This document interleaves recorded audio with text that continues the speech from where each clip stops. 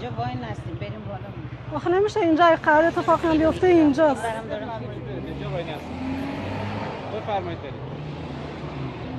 اینجا هر کاری که بخواید انجام بدید ممنون. بفرمایید. کاری نمیخوایم انجام بدیم که وایستادیم بالا یا شمع روشن میکنن همه میرن. نه ممنون میگیرم میبرن تا امشب دیگه ممنوعه. مجوزش نیست بفرمایید. چطوری باید مجوز گرفت؟ وزارت امور خارجه یا آخه مراسم عزاداری که دیگه مجوز گرفتن نداره. بفرمایید.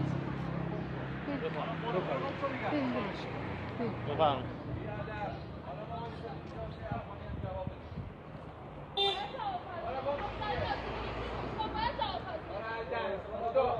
آقای محترم افغانی هم انسانه. باشه. برای اینجا وای نایستا. بفرمایید. ما بی‌ادبی نمی‌کنیم. بفرمایید. برو ببینم خانم. ولی یه خواهشی.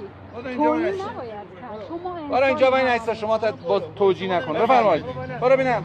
شما یاد نده کار مأمور بهش. بفرمایید. کارشون خوب بلده. بفرمایید. برو خانم وای نایستا. خب وایسین فعلا ما کار نمی‌کنیم اومدیم وایسیم جلوی سفارت مگه چیه؟